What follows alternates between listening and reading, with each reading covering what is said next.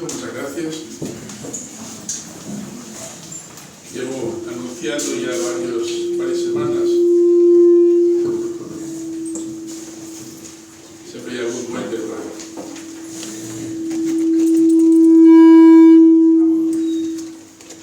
Llevo anunciando, pues eso está. Y ahora se va. Ahora sí. Bien, abrimos la Biblia, por favor, en Primera de Pedro, capítulo 1. Como iba diciendo antes, llevo anunciando desde hace tiempo que íbamos a hacer un estudio de la primera epístola de Pedro. Hay que bajar un poco más, si es posible. Primera de Pedro. Y os pedí que, por favor, no, ahora ya no tenemos nada. Sí, ahora perfecto. Vamos a ver.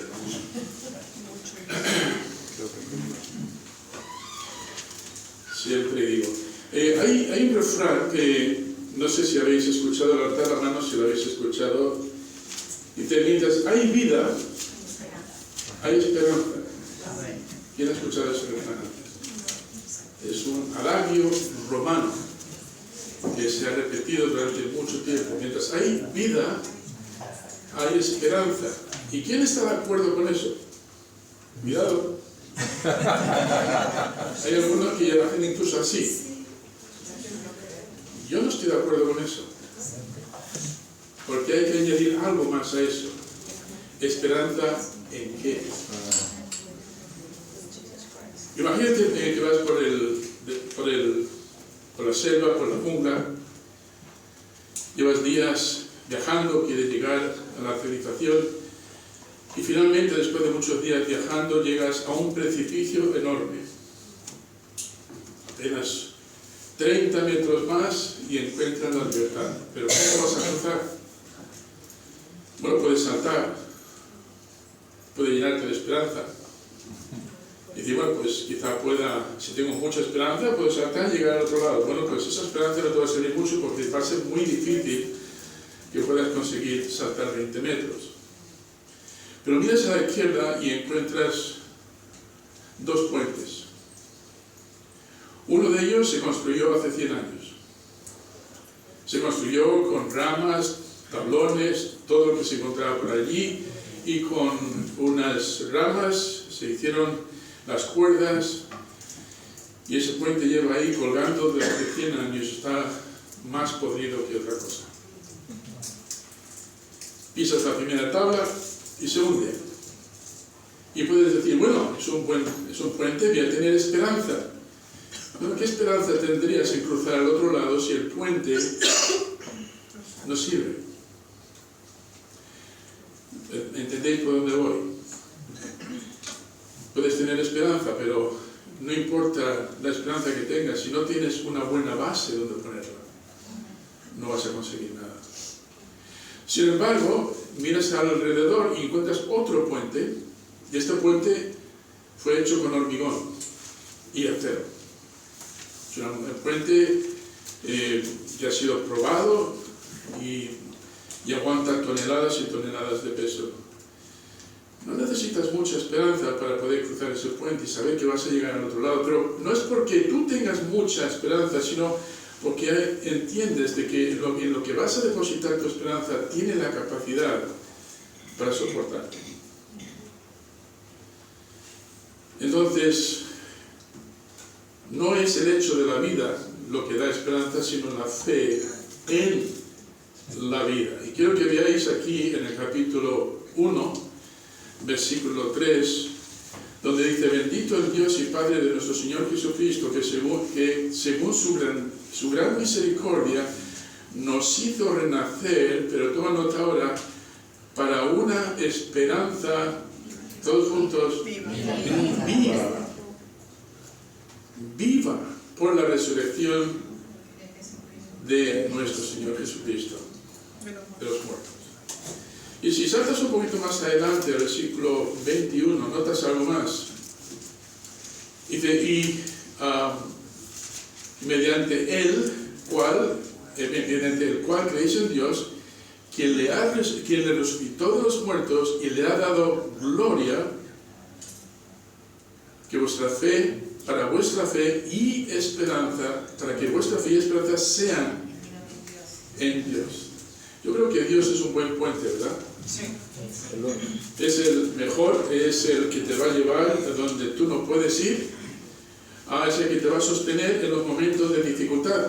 Y precisamente la epístola de Pedro está escrita para dar esperanza a cristianos que lo estaban pasando muy mal, pero no os podéis imaginar lo mal que estaban.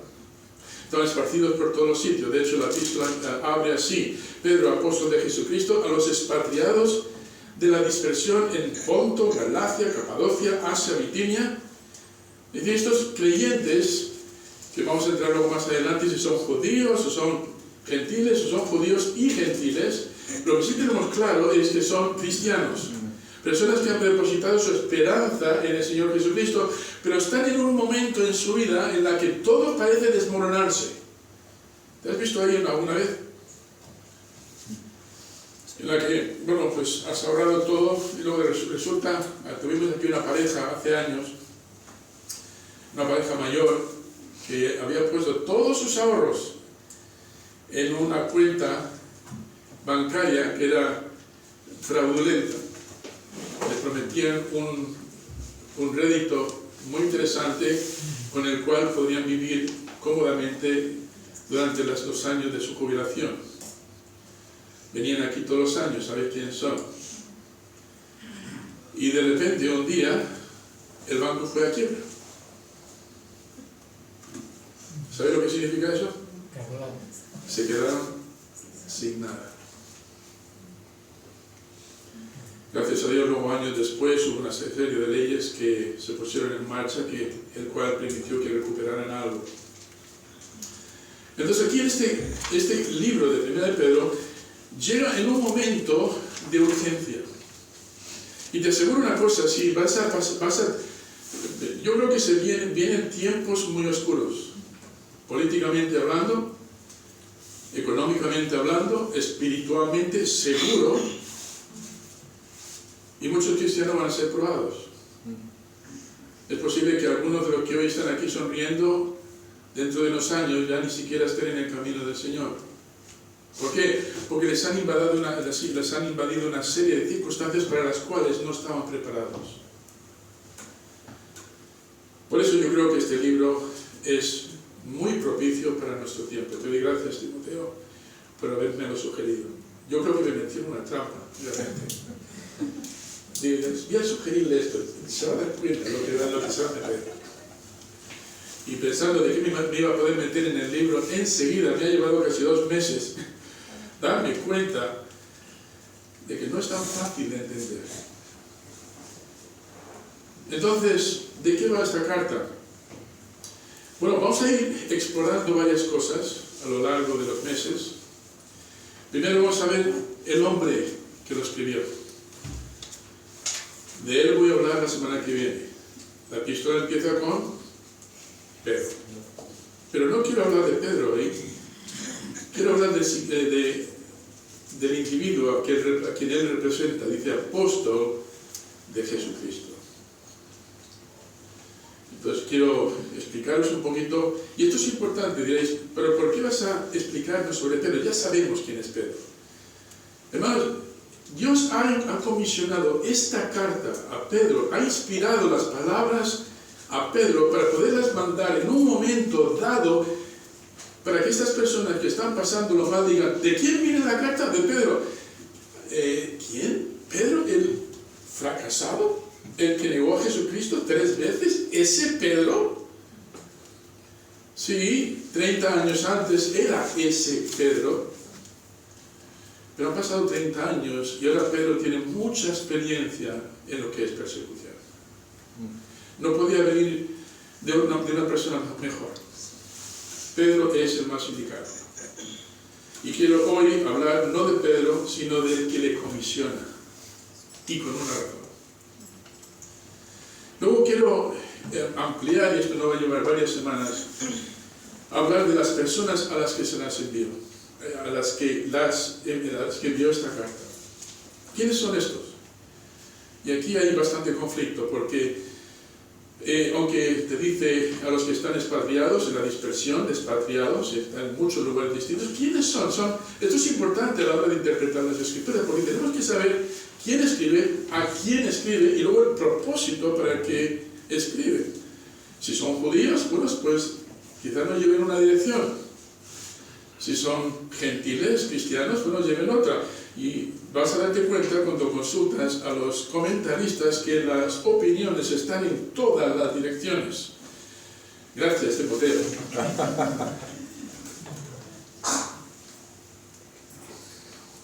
Yo voy a dar un intento humilde, pero voy a jugarlo con seguridad. Luego quiero que veamos un poquito el contexto. ¿De qué habla? ¿Cuál es la situación? Y aquí es donde voy a tener que detenerme más tiempo. ¿Por qué? Porque es importante, hermanos, entender por qué se escribió esta carta. Y a lo largo de los meses, cuando vayamos comprendiendo mejor la carta, vas a empezar a decir, oh, eso es para mí también. Yo me encuentro en una situación parecida. Vas a buscar la aplicación de esta carta. Y vamos a mirar también la situación particular que le impulsó a escribirla. Hay mucho aquí. Pero para daros un mapa mental de lo que la carta en sí nos da, son 5 capítulos. ¿Os acordáis cuando miramos el libro de Colosenses? Pensamos que en 4 o 5 semanas íbamos a poder liquidar los 4 capítulos. Pero nos tiramos más de un año. Yo creo que más bien fue el año y medio. No veía el fin, y no lo digo con pesar, lo digo con disfrute, porque cada uno de esos capítulos, esos versículos, empezamos a sacar cosas importantes. Aquí me está pasando lo mismo. Me siento como el niño que ha llegado a Navidad, tiene el armario lleno de juguetes, cada año le han regalado su juguete favorito, lo ha disfrutado a tope, no podía haber recibido un juguete mejor, es el juguete que más quería, después del anterior, que también quería mucho, y del anterior, y ahora le regalan el mejor juguete del mundo. Y dijo, no se podía poner mejor, pero es que esto pasa con cada una de las cartas de la Biblia. Cuando las llegas a entender, dices, esta es la mejor, pero sigues buscando y te das cuenta de que hay más. ¿De qué habla la carta de Pedro? ¿Recuerda esta palabra? Gracia. Gracia para poder mantenerlos. Gracia de Dios, primero hablando de la salvación, esa posición que tenéis en Cristo. Podéis vivir una esperanza viva, como hemos visto ahí. Vivir, pero precisamente por tener esa esperanza viva, podéis vivir en santidad. Es decir, no tenéis que vivir como el resto del mundo vive. Y podéis tener, incluso en medio del caos que os rodea, podéis tener armonía. Esto hace falta mucho para nuestros días, hermanos, porque cada vez que abres el internet, cada vez que pones la radio, la televisión y ves lo que está pasando, a mí me entra la vena, me siento como los hijos del trueno. ¿Sabes quiénes fueron los hijos del trueno? Esos fueron 2 hermanos, uno de ellos era Juan, y les apodaron los hijos del trueno, porque cuando veían una situación difícil, decían, ¡que les caiga un rayo! ¡Señor, manda un rayo! Y así me siento yo con esto. Algunos algún día van a decir, pastor, el hijo del trueno. Cuando vemos tanta cosa que nos irrita, tienes que acordarte de esta carta, porque Pedro escribe esta carta, va a decir, tranquilo, tranquilo. Es como ese caballo desbocado que parece que quiere salir corriendo y rompiendo todo lo que encuentra. Pero viene el amo y dice, tranquilo, tranquilo, aquí estoy. Si después de estudiar esta carta crees que puedes salir corriendo con las manos en lo alto y decir, es que todo se va a pique, todo se va, el mundo se va a acabar, es que no has entendido el propósito de la carta. Porque en medio de este caos en el que estaban viviendo, Pedro dice, hey, y escucha, esta fue la última carta, Pedro tiene una carta más, y poco después a Pedro le sacrificaría. ¿Has entendido eso? Le quedaban pocos días de vida. Pero no ves a un Pedro lamentando, no ves a un Pedro diciendo, ha merecido la pena estos 30 años de sacrificio. No, todo lo contrario, dice, no, dice, me espera lo mejor todavía, porque tengo una esperanza, y vive, es Cristo. Todo el primer capítulo vamos a ver aquí, el primer capítulo vamos a ver la gracia de Dios en la salvación, y cómo esa gracia en la salvación juega en las diferentes áreas. Y saltando al capítulo 2 vamos a ver la gracia de Dios en la sumisión. Hermano Clay ha hablado de la sumisión hoy. ¿Qué tal se te da a ti la sumisión, hermano Clay? ¿Cómo? ¿Qué tal se te da la sumisión? El hermano fue marine de los Estados Unidos y creo que entiende lo que es la sumisión. Todos los jefes militares que tuviste fueron extraordinarios e inteligentes, ¿a que sí? Hace así. Sin embargo, la sumisión tenía que seguir, ¿verdad? En este caso, hermanos, nuestra sumisión no es a las autoridades directamente, es a nuestro Señor, y a través de nuestro Señor, por el hecho de que sabemos que Él gobierna y que Él está en el timón, podemos someternos a las diferentes áreas. Sometimiento en las autoridades. Si trabajamos, ¿quién tiene aquí algún jefe? No levante la mano. Que es un apestoso. ¡Odio a ese hombre que me grita! Jenny tiene una sonrisa resistida. ¡No me respeta! El hijo del trueno otra vez sale de nosotros. Sumisión a los amos, a los jefes. ¿Y dónde vas a sacar tú esa esperanza, ese ánimo, esa fuerza? Aquí está. Sumisión en el hogar. Hoy todos los esposos son inteligentes, ¿verdad? Todos siempre dicen lo correcto, ¿verdad, esposas? Diga que sí. Siempre hacen lo correcto, ¿sí? ¿Por qué sonríen las mujeres? Es muy difícil. Pero, y todas las madres son madres perfectas, ¿verdad que sí? Nunca dicen nada equivocado a sus hijos. Pero vamos a ver aquí lo mismo que vimos en Colosenses. Hijos, someteos a vuestros padres. Padres, si es esposa, sométete a tu marido. Maridos, someteos a Dios. ¿Y dónde sacamos el poder para hacer eso? De esa esperanza viva. Y en la iglesia todo el mundo es guapo, perfecto y santo, ¿verdad que sí? Amén. Estoy viendo el significado. Amén, dijo. ¿Y en qué estás pensando, Manuel? El pastor, gracias. Luego te traeré jamón, hay un jamón ahí esperando. No, somos personas, levanta la mano si te estás de acuerdo conmigo, defectuosas. ¿Sí? Si estuviese Marisa aquí no levantaría la mano. No, ella también la levantaría. Pero el Señor nos pide que seamos sumisos los unos a los otros, según somos sumisos al Señor. ¿Y de dónde vamos a sacar eso para mantener la unidad? Del Señor, de una esperanza de Dios. Pero, ¿qué tal el sufrimiento? ¿Cómo nos mantenemos tranquilos en medio del sufrimiento? Pues el Señor dice, yo tengo gracia para eso también. Si tú tienes tu esperanza puesta en ese puente que resiste, que es Cristo, tendrás esperanza, tendrás la capacidad de Dios en el sufrimiento. Por lo tanto, cuando las cosas se nos pongan difíciles, por ser y vivir como cristianos, tenemos que hacer lo que Cristo manda.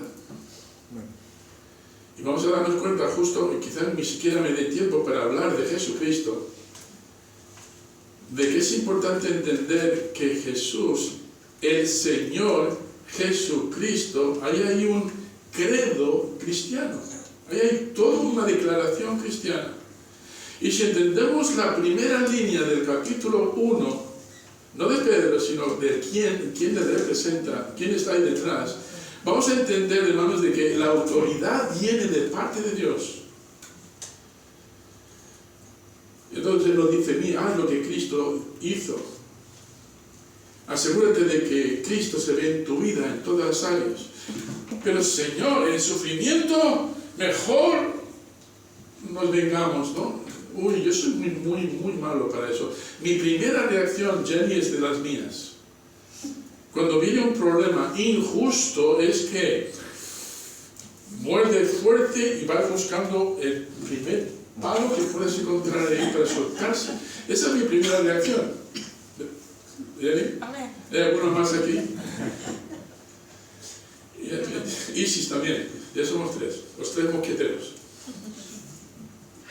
No podemos decir, ¿quién es mi ejemplo? ¿Ha perdido Cristo el control? No lo ha perdido. Y lo que quiere es que en el sufrimiento imitemos a nuestro Señor Jesucristo, que es el experto en el sufrimiento. No estimando el ser igual a Dios como cosa que aferrarse, se despojó a sí mismo, se hizo siervo. ¿De quién? De Dios, evidentemente, pero también para servir a su creación. Y como a su creación le trató también. Llegando al capítulo 4, el apóstol Pedro dice, me queda un punto. Debes de no solamente hacer lo bueno, sino tener la actitud correcta. ¿Te han pedido alguna vez que hagas algo y dices, y lo haces? Pero estás rabiando durante todo el tiempo que lo estás haciendo. Ya lo he hecho. Y he cumplido con mi deber. No, Pedro dice, no. Has hecho lo que tienes que hacer, pero tu actitud apesta. ¿Qué actitud tuvo Cristo, hermano, cuando cogió la cruz?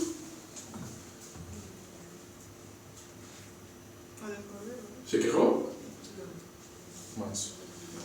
En este caso nos está poniendo el ejemplo de Cristo. Nuestra esperanza está en Cristo. Entonces la actitud que tuvo Cristo. Y luego asegúrate de que todo lo que haces, hazlo para su gloria. Y que lo haces mirando hacia algo que te va a dar esa esperanza, que te va a mantener esa esperanza. Es decir, espera la venida de Cristo. Si te quieres afincar a este mundo como cristiano, no vas a hacerlo bien. Si tu mente va a estar puesta en las cosas de este mundo, no vas a lograrlo. Nuestra mirada, dice Pedro, tiene que estar puesta en Él, el autor y consumador de la fe, que nos dice que tenemos algo allí esperándonos. Y dices tú, ¿y cómo lo hago todo eso? ¿Cómo consigo yo todo eso? En el capítulo 5, versículos 7 al 11 dice, dependiendo del Señor Jesucristo, dependiendo de la gracia, de la capacitación que Él te da.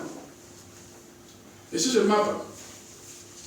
Saborearlo un poquito, porque creo que vais a disfrutarlo. Si conseguís disfrutar de ello, como yo lo estoy disfrutando, pues saldréis llenos. Ahora quiero leer aquí un par de pasajes interesantes, unos recortes de artículos que he encontrado. Uno de ellos dice, una agencia misionera que monitorea la iglesia en la República Popular China. Si no entendéis cómo es la iglesia en la República Popular China, es una iglesia perseguida, es oculta, no tiene libertad para expresarse. Por una situación así, la iglesia no puede florecer, está floreciendo. Pues decía, preguntó a miles de creyentes ¿qué nos atraía a la fe en Cristo? Perdón, ¿qué nos atrajo a la fe en Cristo? Especialmente cuando esta fe podía significar degradación, persecución, marginación e incluso encarcelamiento. ¿Qué te hace ignorar todo eso y venir a Cristo en un país donde no tenemos esta comodidad? Dieron muchas respuestas, pero la respuesta que se dio más, ¿no?, y con más frecuencia es el gozo en las vidas de los creyentes con los que entramos en contacto. Es decir, el hecho de que tú no seas creyente y no estés perseguido no significa que tengas todo bien. Tenían problemas también. Pero veían que estas personas que tenían los mismos problemas que ellos, pero añadidos por ser creyentes en Cristo, ahora, en vez de responder con, pues eso, esconderse o suicidarse o hacer la vida imposible a los demás, responden con gozo. Y esto era inexplicable. ¿Cómo pueden estas personas, estando en una situación tan difícil, responder con gozo? ¿Qué les da ese gozo? Dicen, el que tiene control de todo. ¿Ves? Por lo tanto, hermanos, a medida que estudiamos la carta de Pedro, seguramente haremos la segunda también, y luego vamos a los periódicos y vemos lo que está pasando alrededor nuestro, en el mundo en el que vivimos, si entramos en pánico, escucha, o nos enojamos, o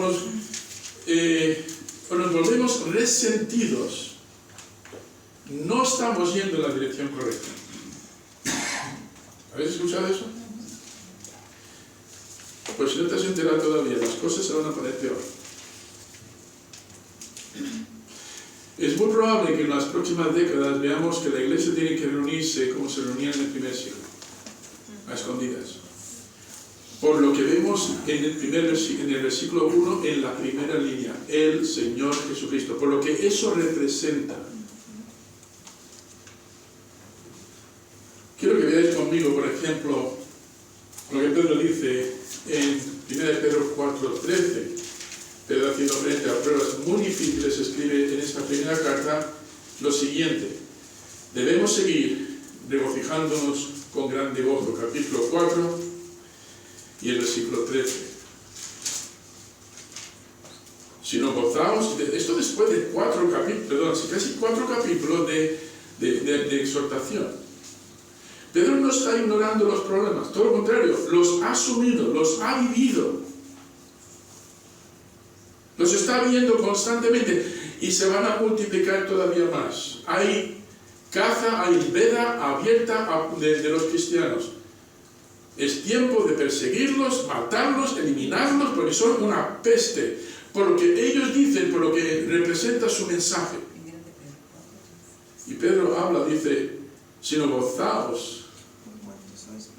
¿Por qué? Porque vais a ir a una isla del Caribe y vais a vivir allí el resto de vuestra vida de vacaciones. Y todo se habrá terminado. Nota el contraste. Por cuanto sois participantes de los padecimientos de Cristo. Eso es una razón para gozarse. Para que también en la revelación de su gloria os gocéis con gran alegría. Si sois menospreciados por el nombre de Cristo, dice, sois bendecidos. Debéis reaccionar con gozo. La próxima vez que venga alguien aquí, digan, todos los que son cristianos, a la cárcel. Pero si alguien levanta la mano, dice, y niega su fe, se puede marchar libremente. ¿Cuántos se quedarían? De hecho, hay una historia interesante, no sé si es cierta o no, pero en uno de estos países perseguidos, de donde había mucha persecución, dice que entraron unos hombres enmascarados con metralletas, con balas de fogueo, no lo sabía la gente que estaba en la iglesia, dieron unos cuantos tiros en el aire y dando gritos dijeron, todos los que sois cristianos vais a ir a la cárcel, los que no, los podéis marchar. Salieron unos cuantos, se quedaron un puñado nada más, luego se quitaron las máscaras y dijeron, ahora pastor, ahora puede predicar a los verdaderos cristianos. No sé si es cierta esa historia, pero os aseguro, hermanos, que van a llegar tiempos en los que vamos a tener que ver situaciones así. No soy profeta ni hijo de profeta, pero viendo las escrituras y viendo los tiempos, podemos decir que nos avecinan tiempos muy prósperos para el cristianismo. Mira lo que dice 1 Pedro capítulo 4, versículo 14. Sino, si sois vituperados por el nombre de Cristo, sois bienaventurados. ¿Por qué? Porque el glorioso Espíritu de Dios reposa sobre vosotros. Ciertamente de parte de Dios, Él es blasfemado, pero por vosotros es glorificado.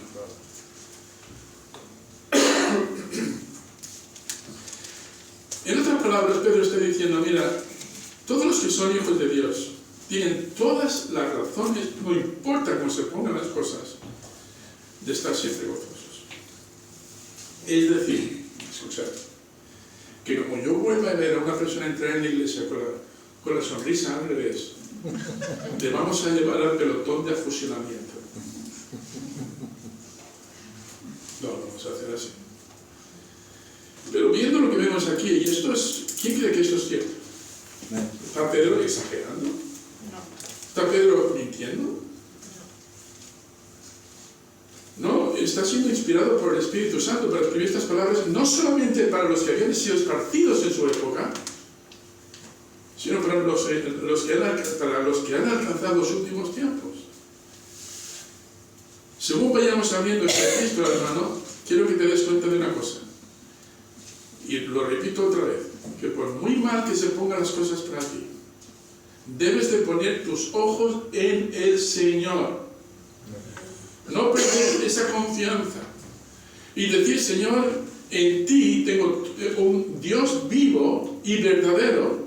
En ti tengo el que controla todo. Y si os acordáis de lo que dijo en Colosenses capítulo 1, todas las cosas fueron hechas por Él y para Él, y estamos completos en Él. Y Pedro quiere reforzar esto en esta carta. Lo mismo, el mismo mensaje, pero para personas que están siendo perseguidos. Son y cuarto y me quedan 5 minutos para dar mi mensaje. Eso era la introducción nada más. Pero creo que con eso ya podemos mirar un poquito hacia el futuro y decir, venga, abre, amplía esto. Danos ese mensaje que Pedro, explícanos estas cosas. Lo único que quiero hacer esta mañana, lo único que quiero hacer, y tenía 24 folios para esta mañana, solo voy a dar la introducción. Lo único que quiero hacer es abriros el apetito.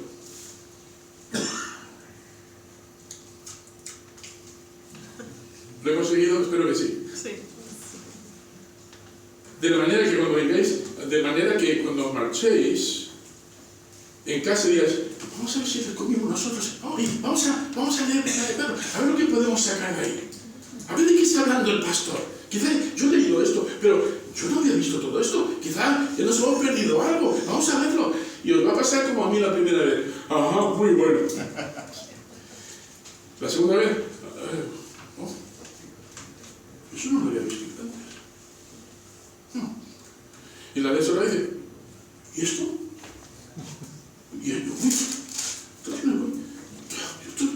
Y cada vez vas, y se va abriendo más. Y llega un momento en que dices, wow, un momentito, esto no lo puedo leer en una sentada de una hora. Esto no va a hacer falta cada versículo, voy a tener que meterme ahí, sacar de ahí el jugo, para al final quedarte como cuando te metes una buena comida. ¿Cómo son las barbacoas de la Iglesia Bautista de Arroyo? Nos hace falta Francisco, ¿verdad? Francisco vuelve en 2 meses. Lo primero que va a hacer, nada más aterrizar a Málaga, es poner a cocinar una vaca. Yo me acuerdo cuando él trae como 30 kilos, 40 kilos de carne, lleva toda la mañana ahí asándola al estilo argentino. Tranquilo. Masajeando la carne. Wow, y luego de repente todas las moscas de Arroyo de la Miel se ponen alrededor de la carne y estoy yo. Se te hace la boca agua. Y hermano tiene que venir con un... Y era la que todavía no está, falta 1 hora. 1 hora, no, por favor. Eso es lo que quiero conseguir con esto. Crear en vosotros un apetito tal que cuando nos metamos aquí, podamos devorarlo, decir, esto es un plato verdaderamente bien cocinado. ¿Sí? Amén. Bien, vamos a hablar y vamos a casa. Vamos a hablar de pie.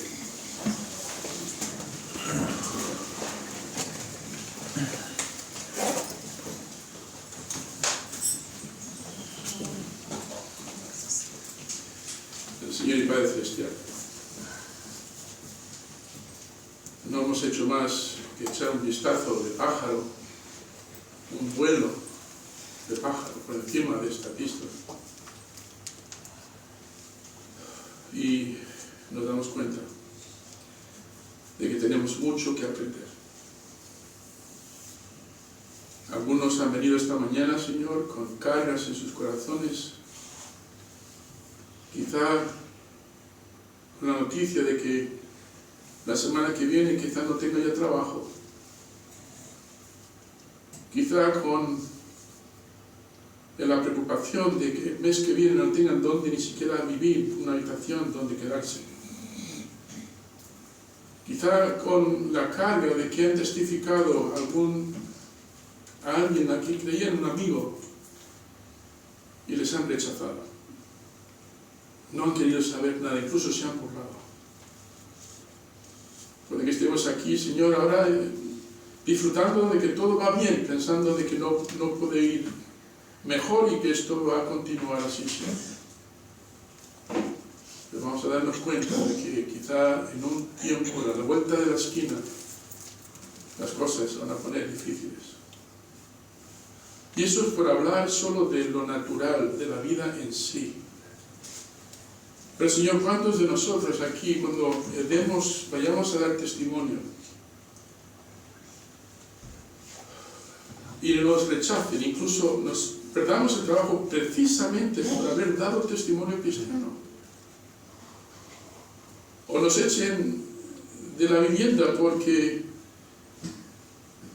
han descubierto que somos cristianos bíblicos